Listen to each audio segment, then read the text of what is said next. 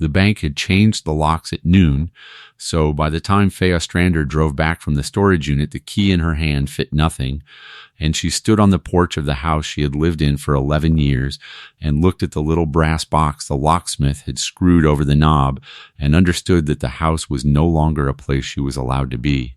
She did not knock. There was no one inside to answer. She had the two things she had gone back for, which were a shoebox of her father's letters and a wooden case the size of a loaf of bread, and she put them on the passenger seat of the car, and she sat behind the wheel in the driveway for a while with the engine off. It was the middle of October, and the maples on that street had gone the color of a struck match. And a man 3 houses down was running a leaf blower, and the ordinary Tuesday of the world went on around her as if nothing at all had come apart. She was 38 years old. 14 months from that afternoon, she would stand in a crowded room in a county she had never heard of and hold up a single sheet of developed film to the light. And a man of 88 who had been called the finest citizen that town ever produced would rise halfway out of his chair and then sit back down very slowly, and the whole room would go so quiet you could hear the radiator tick. She did not know any of that. What she knew, sitting in the driveway, was that she had $260, a paid-off car with a cracked windshield, and no place on the earth that was waiting for her. For 12 years, she had worked in the photo lab of the County Historical Society, in a basement room with no windows, restoring and copying the things people brought in when a grandmother died and the attic had to be emptied. Glass plate negatives, tintypes, nitrate film that could catch fire if you looked at it wrong. Brittle albumin prints stuck to their own frames. She had learned to develop a 100-year-old negative that 3 other labs had called dead. She could read a photograph the way some people read a face, could tell you from the grain and the silvering and the way the light fell whether an image was what it claimed to be. She had a particular gift, which nobody had ever found a way to pay her properly for, of seeing the thing in a picture that the person who took it had not meant to leave in it. The corner of a calendar that gave away the true date. A reflection in a window. The shadow that proved which way a man had really been facing. It is a strange thing to be excellent at, because the whole use of it is to notice what somebody else worked to keep you from noticing, and no one thanks you for that either. In August, the county cut the Historical Society loose. The grant did not renew, and the collection went into climate-controlled boxes and then into a warehouse, and Faye and the one part-time student who helped her got a letter that thanked them for their years of dedicated service and a cardboard box for their personal effects. Her husband had gone 2 years before that, which is a different kind of eviction and one she did not talk about. And the house had been in both their names and then only in the bank's, and the arithmetic of a single income against a mortgage built for 2 is an arithmetic that only runs one direction. She paid September by not paying the car insurance.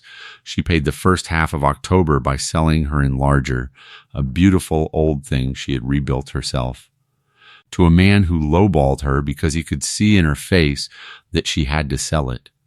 And then there was no more arithmetic to do.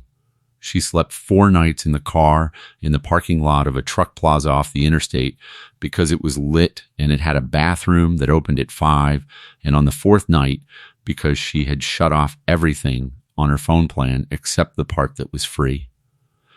She was reading the county's public legal notices, and that is where she found the list. It was a delinquent tax auction.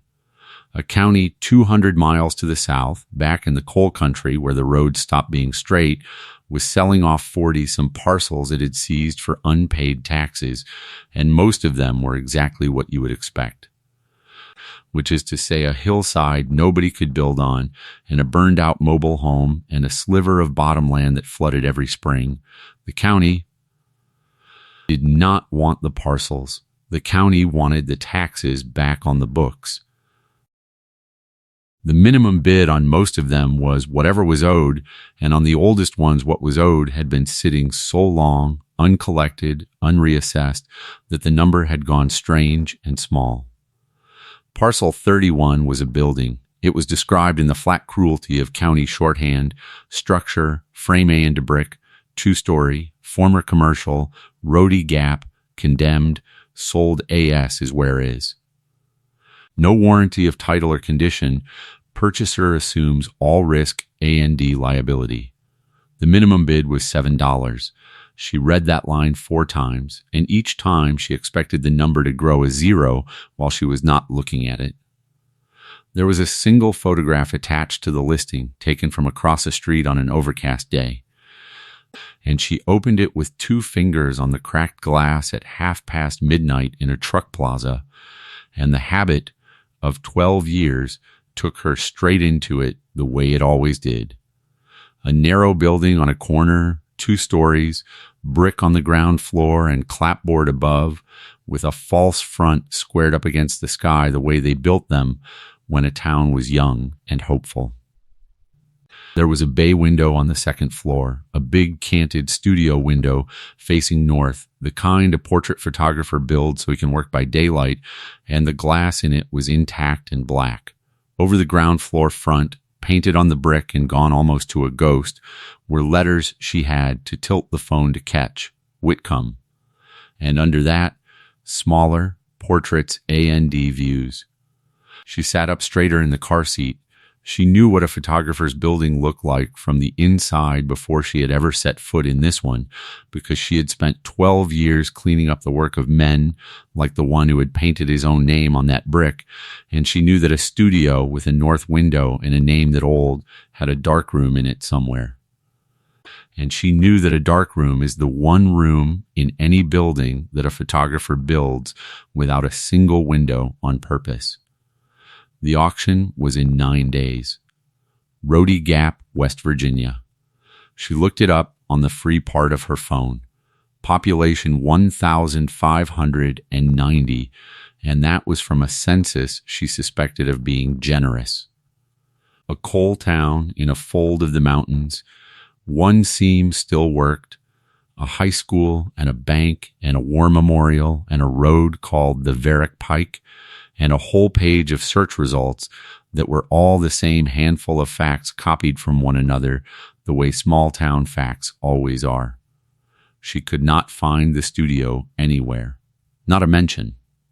There was a photographer named Whitcomb credited on 2 grainy pictures in a digitized county newspaper from the 1950s, weddings, a ribbon cutting, and then nothing, as though the man had painted his name on a wall and then walked off the edge of the record. That absence was the thing that kept her scrolling at 1 a.m. She had spent 12 years in that basement, and she had learned that people who leave no trace usually left one, and somebody took it. A studio does not just vanish. Somebody has to make it vanish. $4, $7, it did not matter. It was not really about the number. It was that she had spent 4 nights learning exactly what it costs a person to have nowhere to lay her body down. And here was a building with a roof and a north window and a room built to keep the light out, going for the price of a sandwich, in a town that had quietly agreed to forget it was there.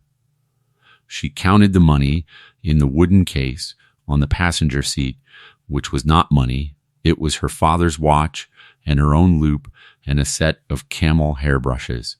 And then she counted the actual money in her wallet, and she did the sum of gas against distance twice, and on the 9th morning she drove south. The mountains came up around the road slowly and then all at once, and the interstate gave way to a U.S. route, and the U.S. route gave way to a state road that went along a creek the color of weak coffee. And the hills leaned in over it until the sky was a strip of pewter overhead. She reached the county seat at 9:40 in the morning.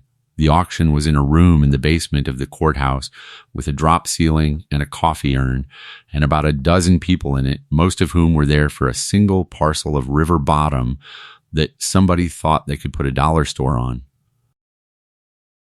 The clerk was a woman near 60 with reading glasses on a chain and a voice worn so smooth by saying the same words 1,000 times that the words had almost stopped being words. Parcels went fast.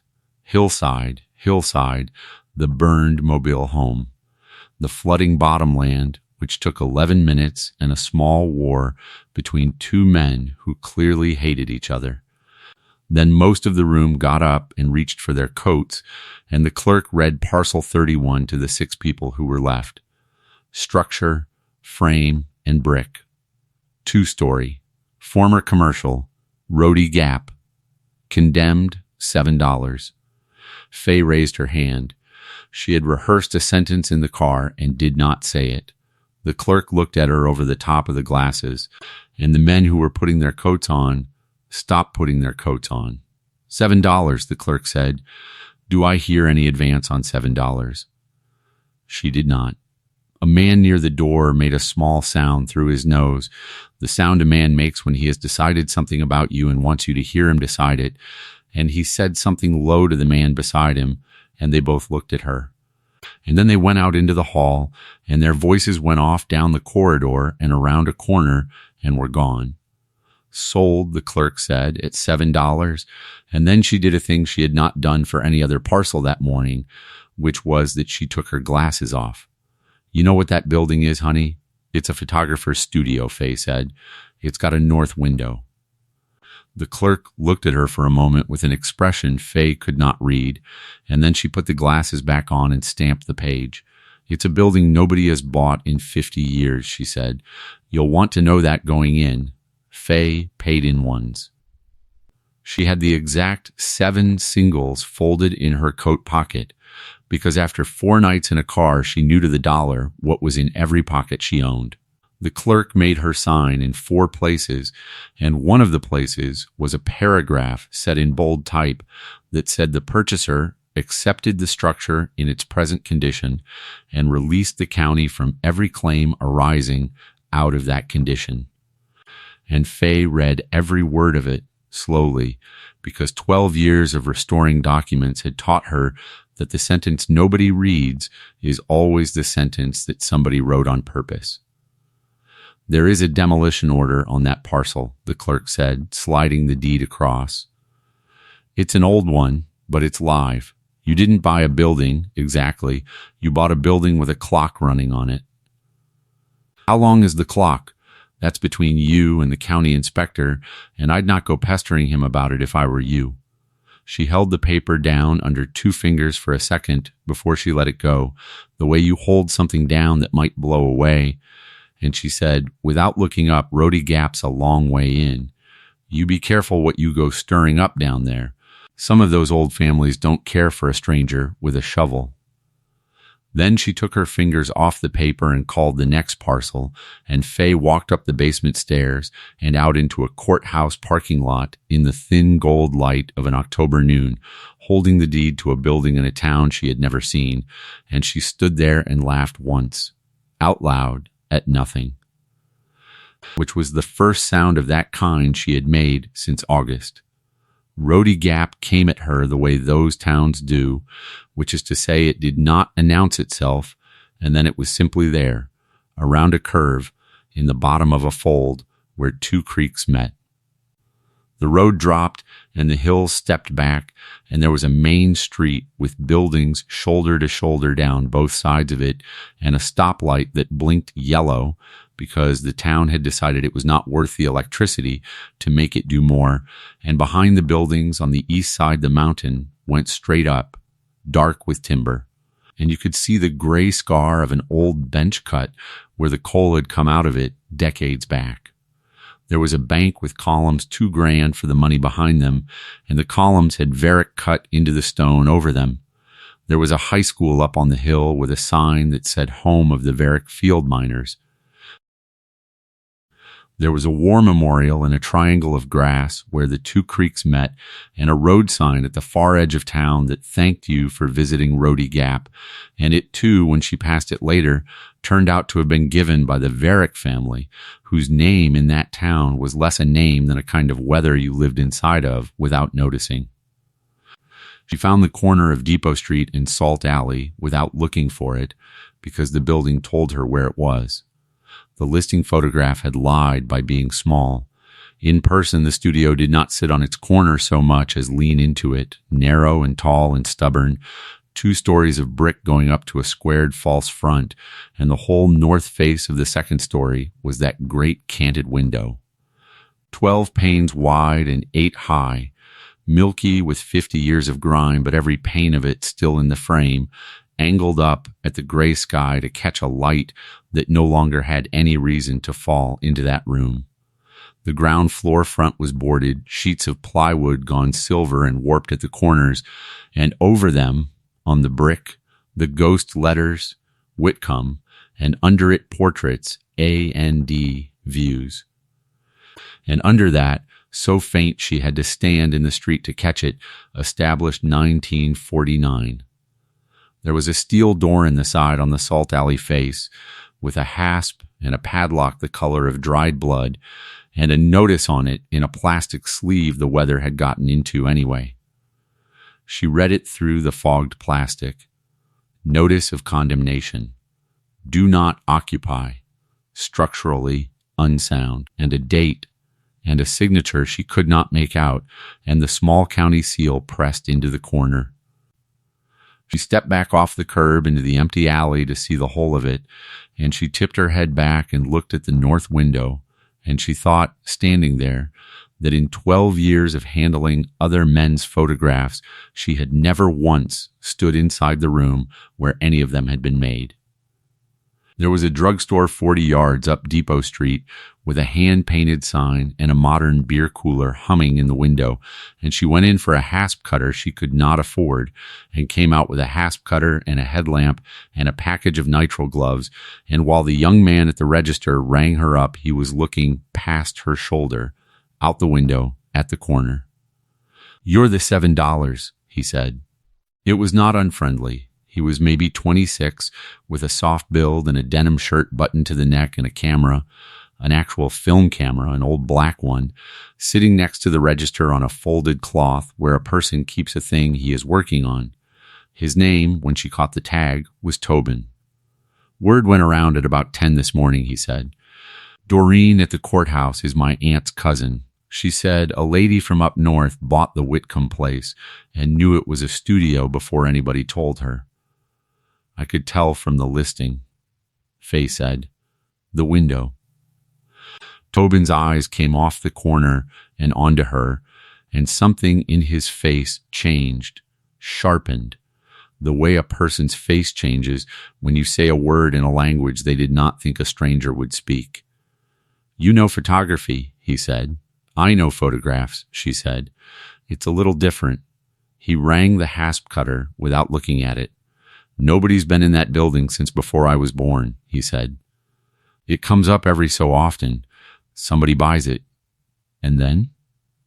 "And then they don't," Tobin said, and he said it the way the clerk had said it, flat, like the end of a sentence somebody had taught him and he had never questioned, and then he seemed to hear himself and he shrugged one shoulder.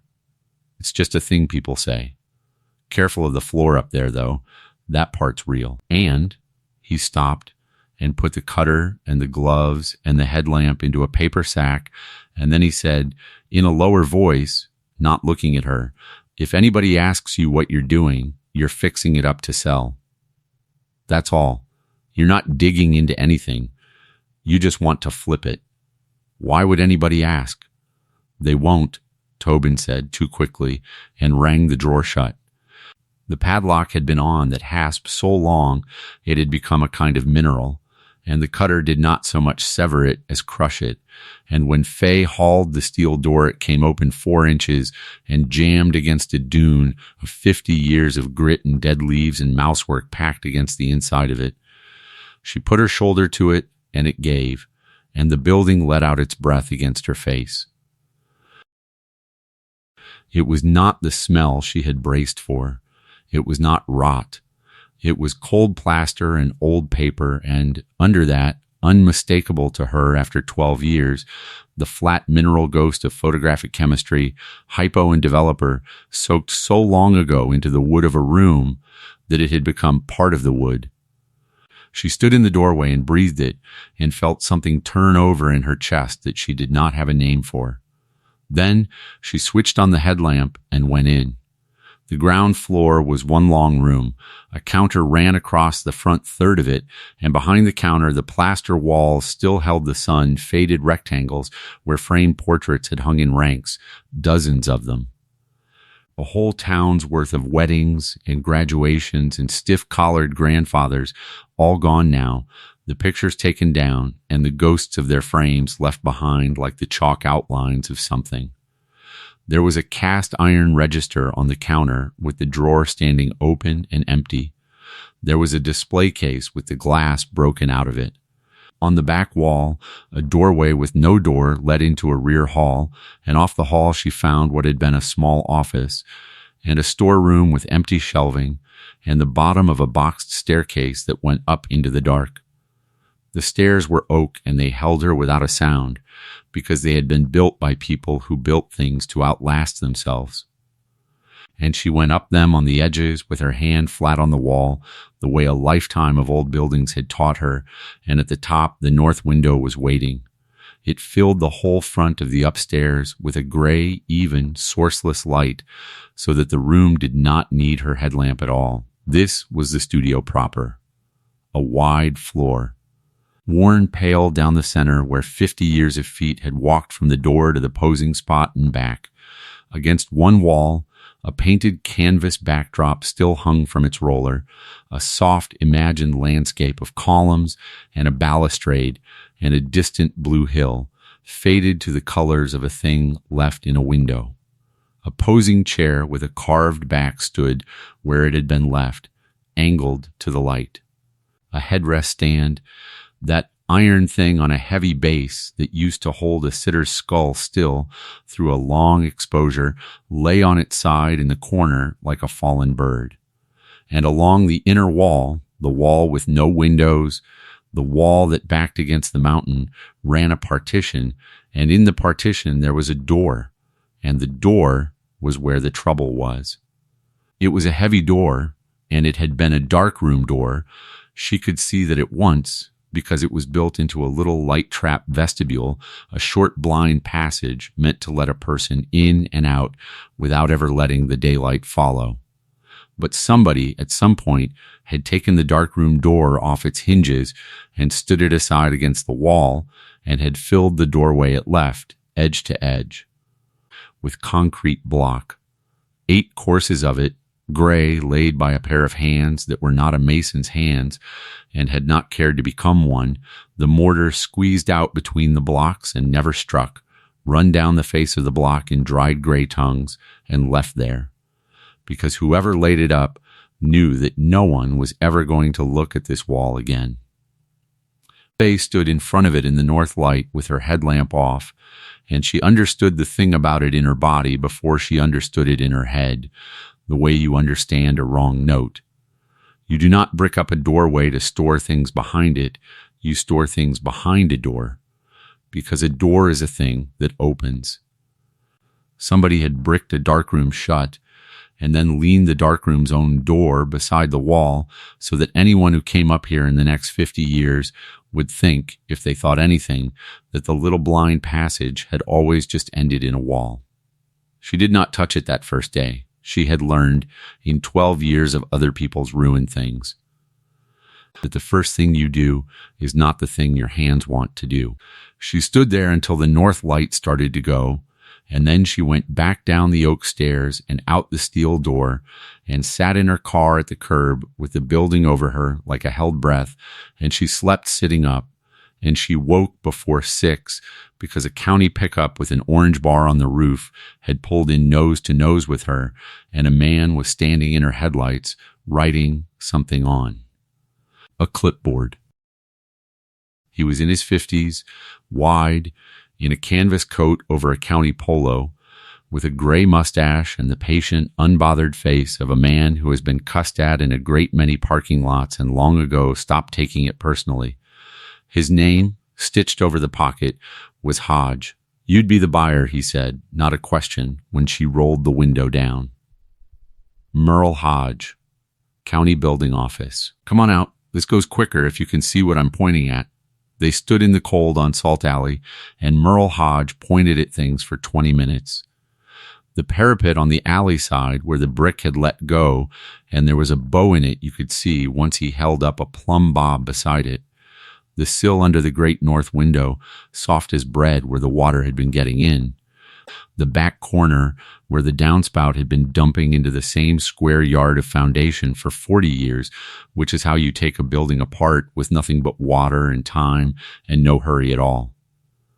The order's from 3 years back, he said.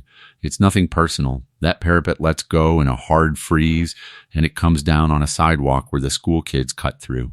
That's all it is. It's arithmetic. How long do I have? Right now, by the letter, you have none. It's condemned. You're not to occupy it. And before you tell me you slept in your car out here, I saw the seat back. So don't. He flipped a page and looked at her over the clipboard, and something in him unbent about half an inch. Here's your ladder out if you want it. You can petition the board to vacate the order. You bring me a report from a licensed structural man that says she can be made safe, and a scope of work and a schedule, and I'll carry it to the board myself. They sit the second Tuesday of the month. What does a structural engineer cost? More than $7, Merle Hodge said, without any meanness in it, which was somehow worse than if there had been. He looked up at the false front and the ghost letters, and then he looked at the north window, and then, for just a second, he looked at nothing at all. I'll give you 90 days before it goes on the demolition schedule, he said. That's me being soft-hearted and my supervisor being down in Florida till the new year. 90 days. And you don't sleep in there, because if I catch you sleeping in there, I have to write it up, and if I write it up, the 90 days is gone. He was almost back in his truck when she asked it, because she had been thinking about nothing else. Mr. Hodge, why would somebody brick up the darkroom? He stopped with his hand on the door handle. It was a small stop. If you had not been watching for it, you would have called it nothing at all. You've been upstairs, he said. I went up on the edges. There's a darkroom up there, he said, not to her, more to the truck door, and then he got in and started it, and she thought that was the end of it, but he put the window down about 4 inches and looked at her through the gap. 90 days, he said. And Miss Ostrander, if I was you, I'd fix the parapet and paint the front, and I would not spend a whole lot of my time up on that second floor. There's people in this town got long memories and short tempers about that particular building, and you're new. And new is the worst thing to be when you go turning over a rock somebody set down on purpose. Then he backed out of Salt Alley and drove up Depot Street, and he did not look at the building in his mirror, and Faye stood there and watched him not look at it. Wade Varick came on the 4th day. He came in the late afternoon in a clean charcoal pickup with a foundation logo on the door, and he was maybe 50, trim, gray at the temples, in a quarter zip and good boots.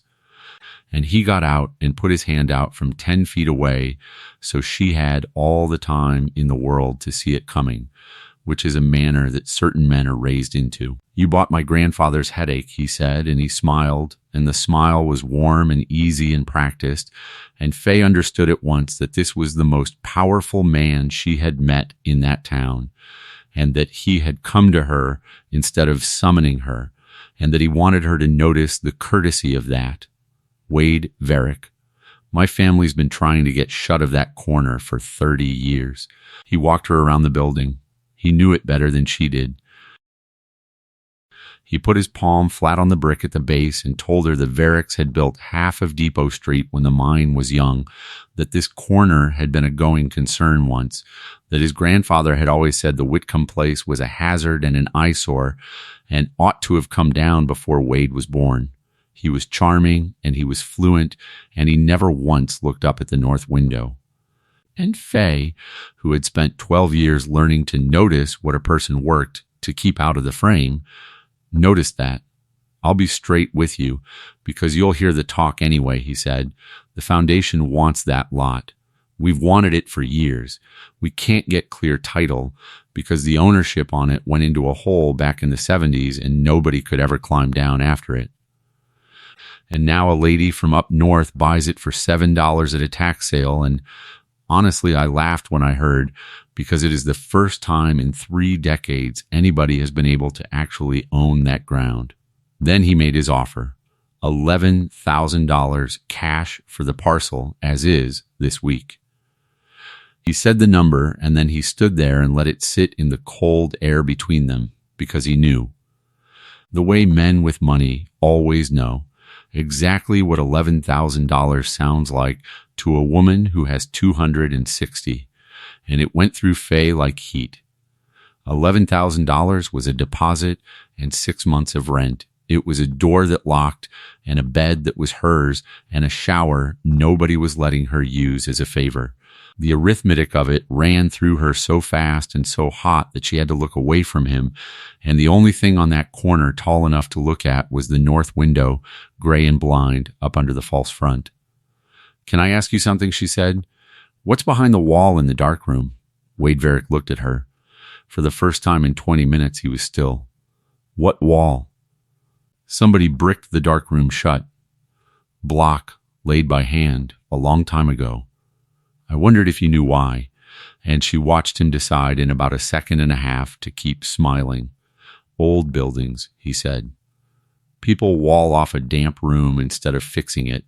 Cheaper. That whole floor's a death trap, which is exactly why I'd hate to see you spend another night out here." He put his hands in his pockets. 11,000. You could be back north by the weekend and never think about Roadie Gap again, and I would call that a good week for the both of us. "Can I have a few days?" "You can have till the second Tuesday," he said. Still pleasant, still kind. "That's when Mr. Hodges' board sits, and if the demolition moves forward, the foundation will bid the tear down. And then we'll own the corner anyway, and you'll own a check for $7. He said it without a trace of malice, the way you would tell somebody the weather was turning. Then he shook her hand again and got into the charcoal truck, and he was 3 feet from pulling out when he stopped and put the window down. "Don't go up on that second floor," he said warmly. "That sill's rotted right through. I'd hate to read your name in the paper. And that, more than the wall, more than the clerk holding the deed down with 2 fingers, more than the inspector telling her which rock to leave lying, is the thing that kept Faye Ostrander in Roadie Gap. Because she had spent 12 years learning one thing better than she had ever learned anything else in her life, which is how to see the detail a person has arranged the whole rest of the picture to keep you from seeing. And a man who has come to buy a building he calls a worthless eyesore does not, in the same breath, 3 separate times, tell you to stay out of one particular room in it. She did not take the $11,000, and she did not tell him no, which are 2 entirely different things. And she used the space between them to buy herself 11 days. She got a job at the truck plaza out on the 4-lane, 5 in the morning until 1 in the afternoon waiting tables, because a woman who can stand at a light table for 12 hours can certainly carry plates for 8, and it paid cash at the end of every shift and had a shower in the back for drivers that the manager let her use if she kept it clean. Then she worked on the building from 2 o'clock until the north light failed. She did not sleep in it. She held to that.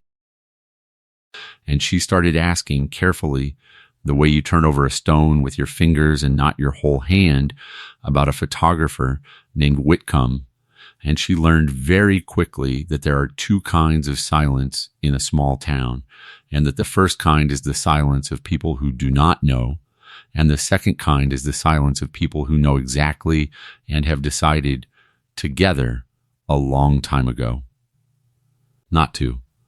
The first person who talked to her was an old woman, and Faye found her the way you find everything in a town like that, which is that the old woman found her. Her name was Winnie Roth, and she was 79 years old, and she lived alone in a narrow house up on Salt Alley, whose kitchen window had looked straight down at the side of the Whitcomb studio every day for 50 years. And a light moving in that building at dusk got her up out of a chair she did not get out of quickly and out onto her porch in a cardigan. She was small and straight-backed with white hair pinned up and a way of looking at you that made you feel measured. And when Faye came down the alley, she said, without a hello, "You are the one bought Gideon's place." Gideon Whitcomb. Yes, did you know him? And Winnie Roth looked at her for a long moment with her hands folded on the porch rail, and then she said a thing that Faye thought about for a long time afterward. Everybody in this town knew Gideon Whitcomb, she said. That was the trouble with him. He knew everybody back. Faye brought her folding chair down from the car and made the old woman sit in it on the porch. And Faye sat on the top step, and Winnie Roth talked for 2 hours as the alley went blue and then black. Gideon Whitcomb had opened the studio in 1949, a young man home from the war with a camera and a steady hand, and for a while he was simply the town photographer, the man who took your wedding and your baby and your father laid out in his good suit. And there was not a mantel or a hallway in Rhodey Gap that did not have a Whitcomb portrait on it in a gilt frame. But a photographer is a peculiar kind of citizen. He is invited into every important hour a family has, the joyful ones and the terrible ones, and he sees what the family is when the shutter is not clicking as well as when it is. And Gideon had a memory like his own glass plates and a habit, which the town at first found charming and later did not, of remembering the truth of a thing out loud. The mine was the town, Winnie said. The Verricks were the mine. Old Chesley Verrick ran it like his own front porch, and his boy Colton was being raised up to take it, and in the middle 60s the men tried to bring the union in. And Chesley Verrick was not going to have a union, not in his town, not on his coal. She stopped and folded her hands tighter. My brother Emil was one of the ones trying to bring it in. He was 29. He kept the rolls, the membership book, the dues, whose name was on it, because a man who signs a union card in a company town is putting his job and his house in another man's hands. And somebody has to keep that book safe. Emil kept it safe. Emil kept everything safe. That was who he was. The men who had signed met on Tuesday nights in the upper room of the old Oddfellows Hall on Depot Street, 2 doors down from Gideon's studio, because it was the one room in town the company did not own. On the night of the 22nd of February, 1966. There were 19 men in that upper room, and the book was on the table, and at a little after 9 o'clock, the building caught. It caught fast, and it caught low in the stairwell, which was the only stair, and it went up the one throat of that building like a chimney. 7 men did not get out. Winnie Roth said the 7 names in order without gathering herself to do it. The way you say a thing you have said at a graveside every February for 60 years. And the story, she said, and here her voice did not shake, it went flat and hard and very quiet. The story the company told, and the story the state told after the company told it to them, was that the union men had been careless with a kerosene heater, or that they had been drinking, or that one of their own had set it in a fight over the money, and that the one who set it was my brother, because Emil was the last one seen going in, and Emil was the one who kept the book. And the book was gone. Gone how? Burned, they said. Only it wasn't in the room after. They sifted that room, and there was no book, and a book does not burn to nothing. There's a spine, there's a cover, there's something, and there was nothing. And the company said that proved Emil took it out with him before he lit the match to save the names and then went back in to look like a hero. Winnie's hands were perfectly still now. My brother went back into that fire 4 times. 4 times. He carried out 3 men and a boy of 17. The last time he went in, he did not come out standing. 2 men dragged him out, and his hands were burned down past the use of them, and he lay in the county hospital for 6 weeks, and they arrested him in the bed. They tried him in the fall. There was no book to say who had signed and who had motive. There was only Emil, who was seen going in, and whose hands were ruined, which they said a guilty man's would be. And there was a doctor the company brought who said the burns were consistent with a man who had handled an accelerant. And it was 1966, and my brother had a foreign name and a union card, and the jury was out for 90 minutes. Emil Roth was sentenced to the state penitentiary at Moundsville, and he died there in 1974 of his lungs, which had never been right after the fire, at 37 years old. And the town of Rhodey Gap put up a small bronze plaque by the War Memorial with the 7 names of the men who died in the Oddfellows fire, and it did not, of course, say anything about who had lit it. Because everybody already knew, and what everybody knows does not go on a plaque. And Gideon Whitcomb, Faye said, it was not quite a question. Winnie Roth looked down the dark alley at the black shape of the studio. The company hired Gideon to photograph the fire, she said, for the insurance. That was ordinary. That was his job. They called him out of his bed at 10 o'clock, and he went down there with his camera and his flash, and he made pictures of it all night, the way he made pictures of everything.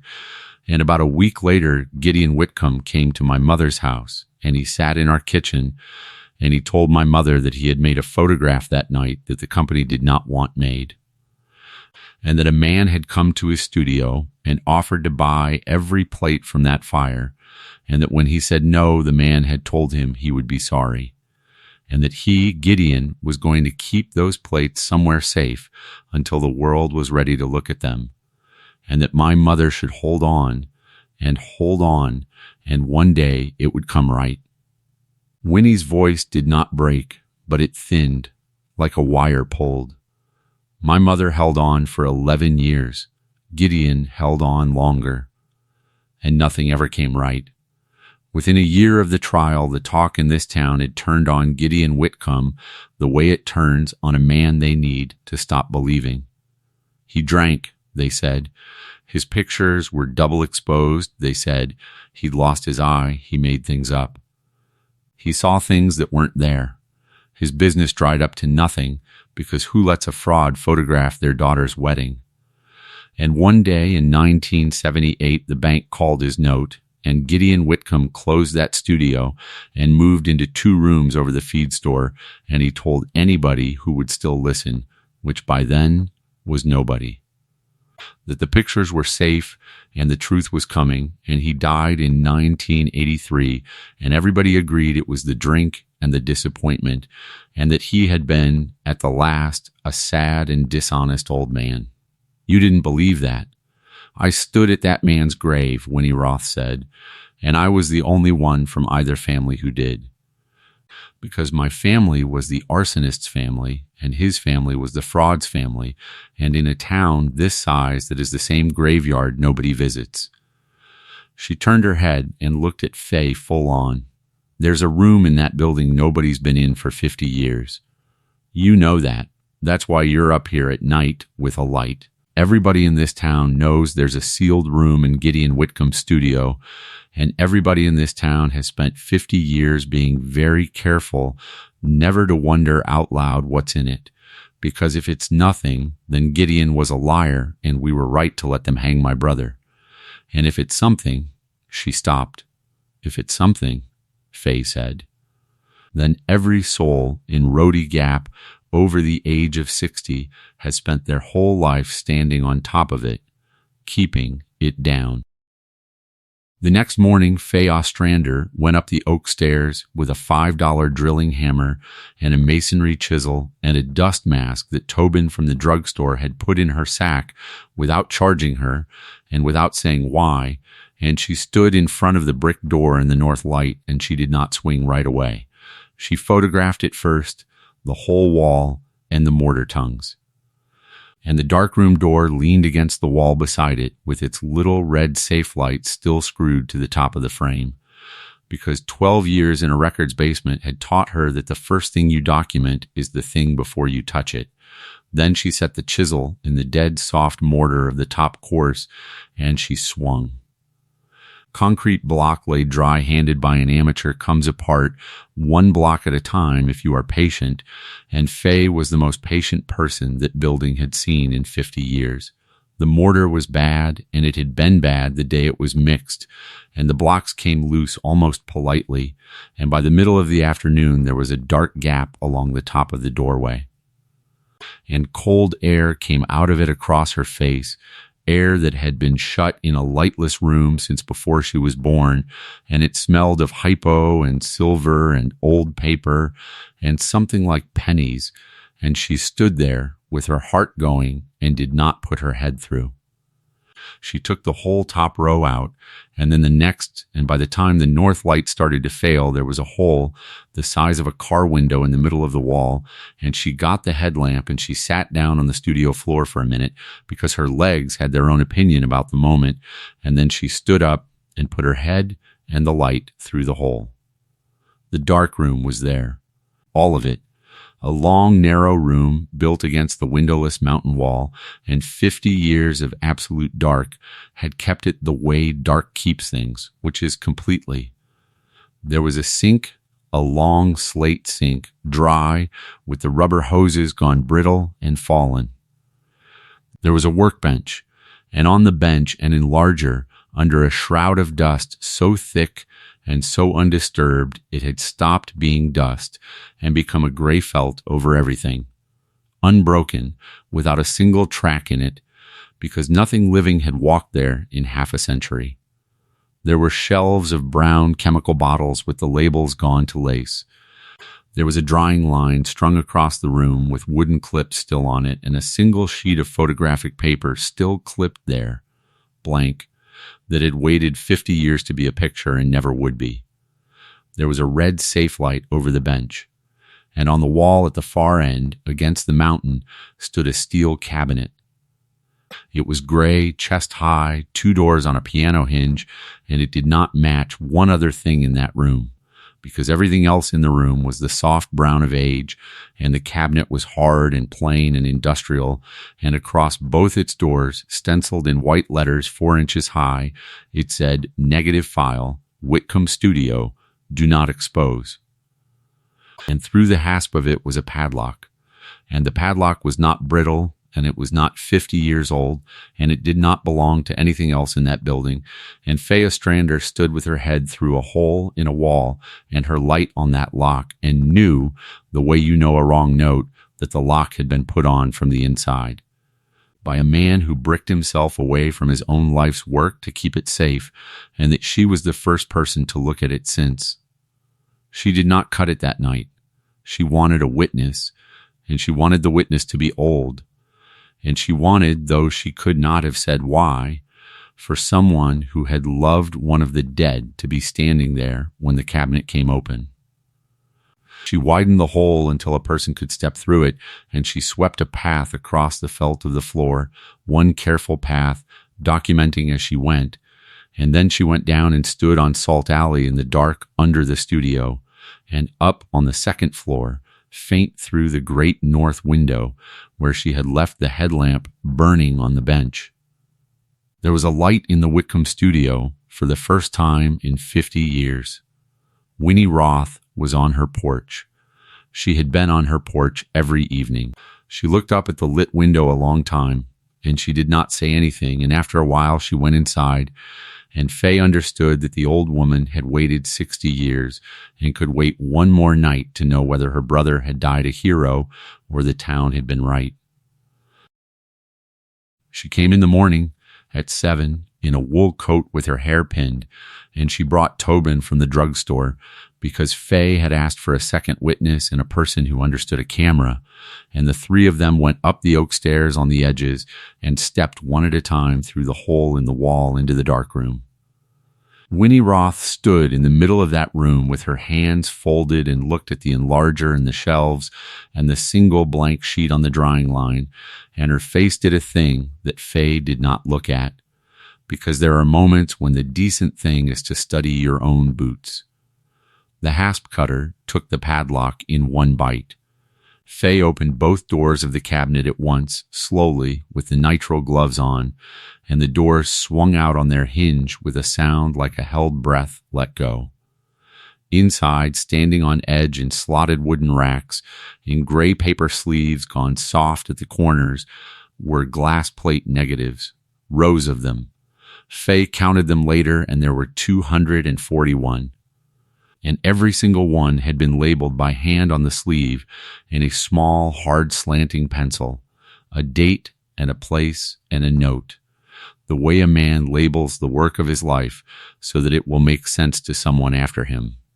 Weddings, the high school, a ribbon cutting at the bank, a flood on the creek in 1957, and then, in the third rack, a block of them together, 31 plates in a run. And every sleeve in that run said the same date in the same hard pencil, February 22, A&D 23, 1966. Odd fellows. Winnie Roth made a sound that was not a word. Faye did not take those plates out first. She had spent 12 years learning that you do not start with the thing you most want, because if your hands are shaking you, we'll break it. And so she started at the front of the cabinet, and lying on top of the first rack, flat, weighted down by a river stone somebody had carried up there on purpose, there was an envelope and a leather-covered notebook, and Faye lifted the stone and picked up the envelope, and on the front of it, in the same hard pencil, it said, "To whoever finally opens this room." She looked at Winnie, and Winnie nodded, and Faye opened it, and she read it out loud in the red light because it did not seem like a thing to read to yourself. "My name is Gideon Whitcomb, and if you are reading this, I am gone, and the room is open, and the truth kept, which are the two things I have prayed for these many years, and never both at once." On the night of the 22nd of February, 1966, the company sent me to photograph the Oddfellows fire for the insurance, and I photographed it, all of it, all night, because that is my trade, and I do it whether the picture is a bride or a burning. I made pictures that night that I was not sent to make. I made a picture of the man who started that fire, standing across Depot Street watching it burn, and there is no doubt in it, none. Because I know every face in this town, and I knew his, and I made a picture of Emil Roth carrying the Spice boy out of the smoke with his own hands on fire, and I made a picture of the true door the fire started at, which was not the door they swore to in the courtroom. 8 days after, a man came to my studio and offered me money for every plate, and when I would not sell them, he told me plainly what would happen to me, and everything he told me would happen has happened. My work is called false. My eye is called drunk. I have watched them do to Emil Roth the thing they do, which is not to call a man a liar to his face, for you need no proof to do that. You need only to be enough people all agreeing for long enough. I could not save Emil because a photograph is not a voice, and a man in 1966 who brought these plates to that court would have been buried under them, and the plates buried with him. So I have done the only thing a photographer can do, which is to fix the moment and keep it in the dark and trust the dark to hold it until there is light enough in this town to look at it. If you are reading this, that day has come, or you have come to make it come. The names of the 7 are on the plaque.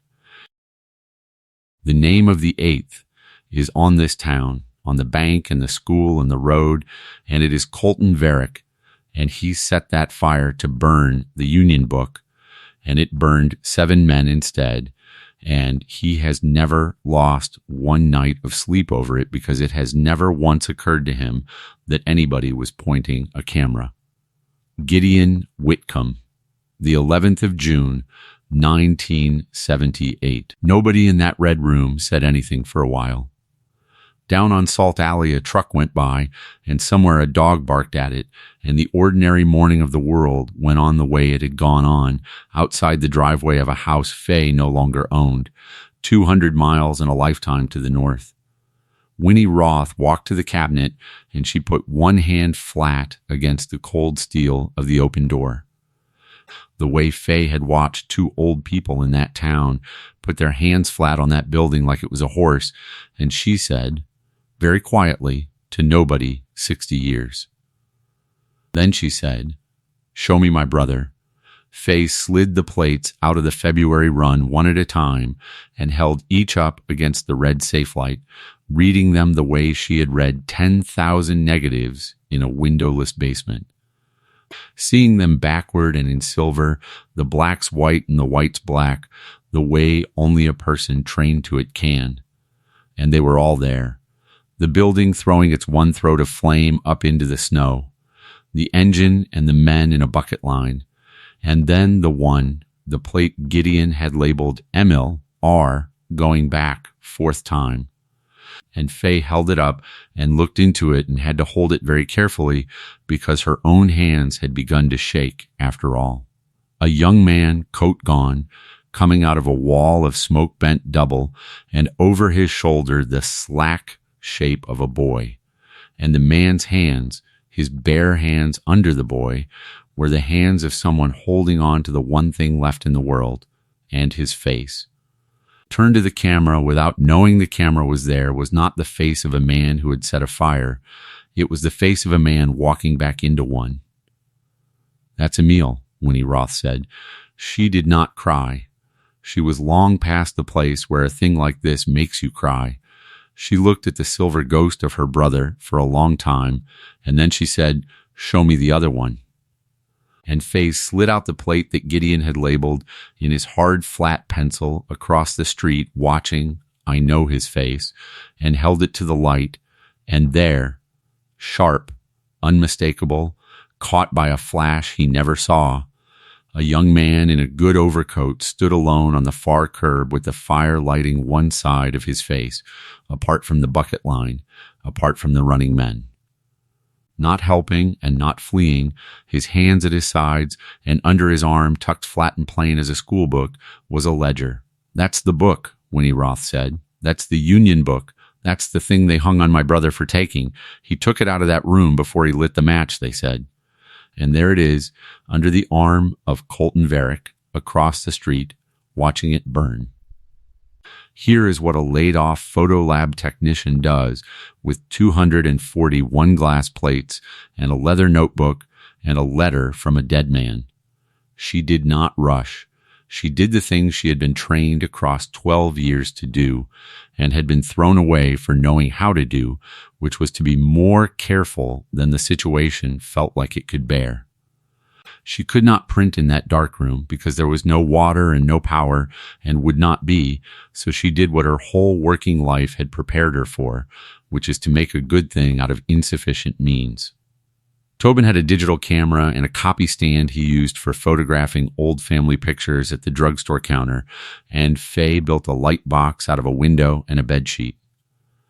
And one at a time, in the north light of the studio, she photographed every plate against the sky and inverted each one on Tobin's laptop from Silver Ghost into a photograph a person could look at and understand, and she did it the honest way. Nothing sharpened that was not there, nothing dodged that changed a fact, with a scale card in the corner of every frame the way a hospital had trained. Her, because she knew that the first thing they would try to say was that she had made it up, and she was going to make that the hardest thing in the world to say. It took 9 days. She worked the truck plaza from 5 to 1, and she copied plates from 2 until the light failed, and she made 4 sets of everything. 1 set she gave to Winnie Roth. 1 set, with copies of the letter and the notebook, she mailed in a flat envelope to the state archives with a letter explaining what it was and where it had been. 1 she mailed to herself and did not open, for the postmark. 1 she kept, and on the 9th night, a woman she had never met knocked on the steel door of the studio on Salt Alley, an old woman, 81. Tall and thin in a good gray coat, who had driven 4 hours from 2 counties over because Winnie Roth had found her on a telephone and told her what was in the room, and when Faye opened the door, the old woman looked past her, up the dark stairwell toward the studio, and her chin went, and she said, "I used to clip the prints on that line when I was a girl. My father would say, 'Mind the corners, Loveday,' and I would mind the corners."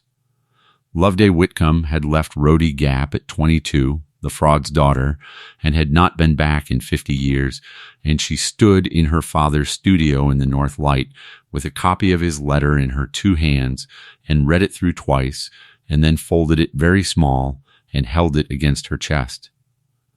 And she said the only thing she said about it that night, which was, "He told me the truth was in the dark, and I had to let it stay there." I was 17. I thought he'd lost his mind. I have thought my father lost his mind for 50 years.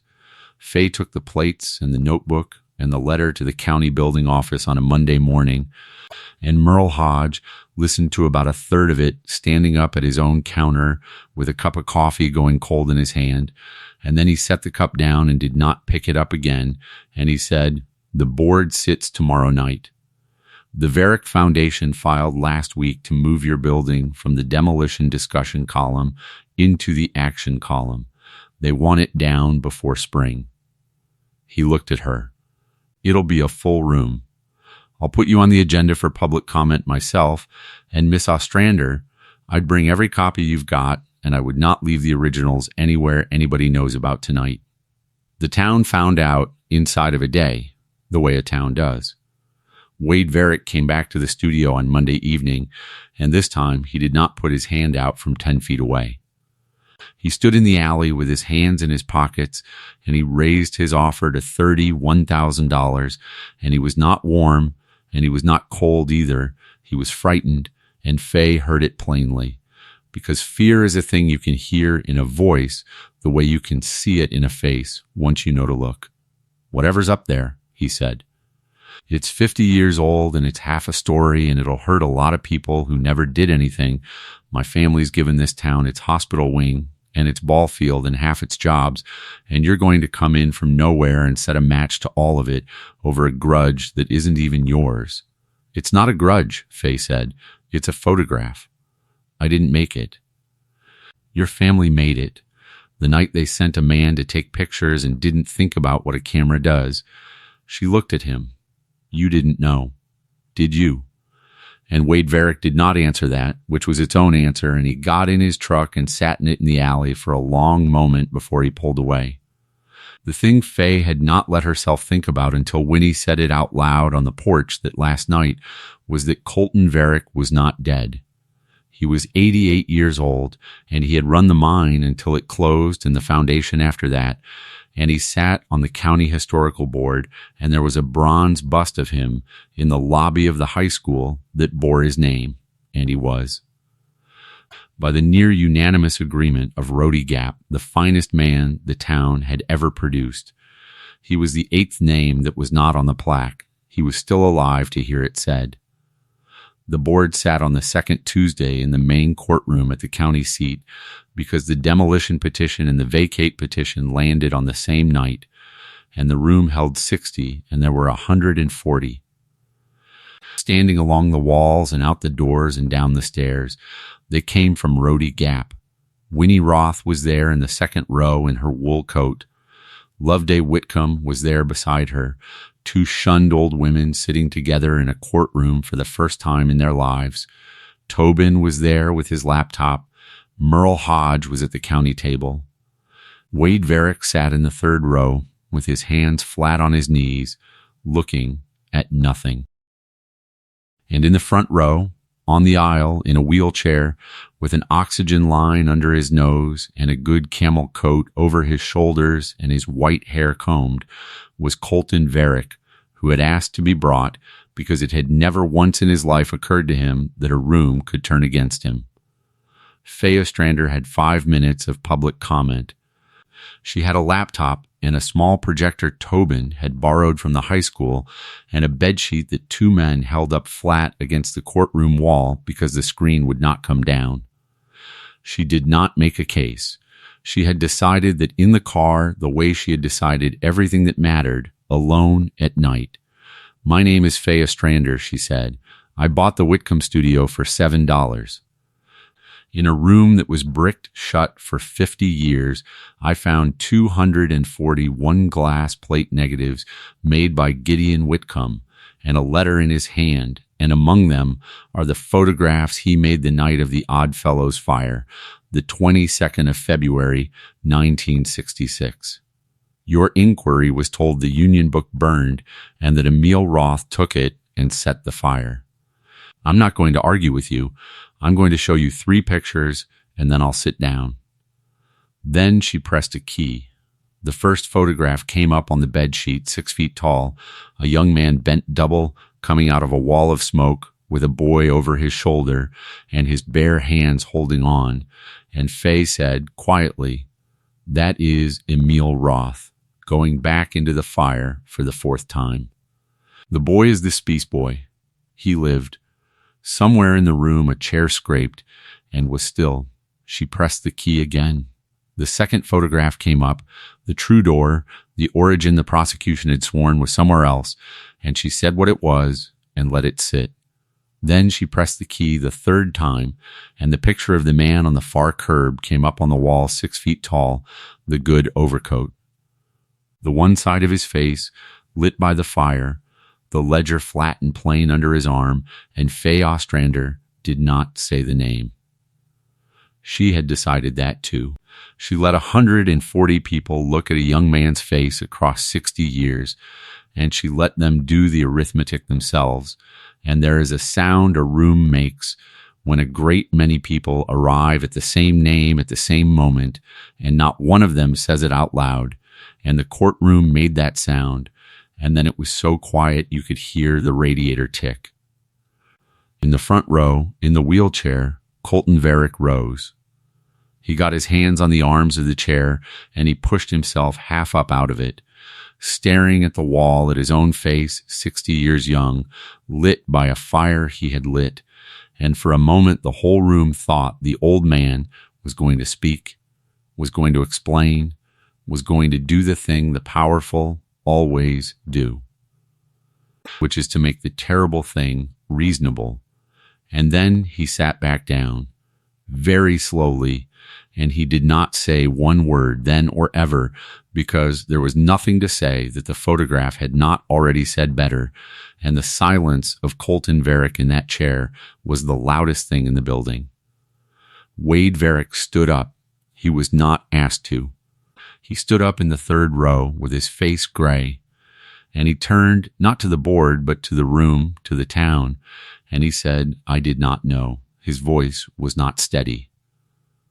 "I have spent my whole life giving this town my family's money, and I did not know where the first of it came from or what it bought or who paid, and every person in the row behind me has known since before I was born. And let me go on not knowing, and I would rather you had told me." He looked at Winnie Roth and at Loveday Whitcomb sitting beside her, and he said, "I am withdrawing the demolition petition tonight, and I will pay for whatever that building needs, not as a favor and not as an apology, because there is no apology, but because my family took a man's name and a man's life and another man's good word. And my family is going to put back every single thing that can still be put back." Then he sat down and he put his hand over his eyes, and nobody in that courtroom found it strange. Merle Hodge at the county table said for the record that the condemnation was correct on the day he wrote it, and that he was moving to vacate it and hold any demolition 1 year. On the ground that the structure now held a documented historical record of state significance, and then he looked up over his glasses at Faye and said one sentence that was not in any procedure. "I've driven past that building for 19 years, he said, "and I never once wondered what was behind the wall. The board vacated the order 5-0. Emil Roth was cleared.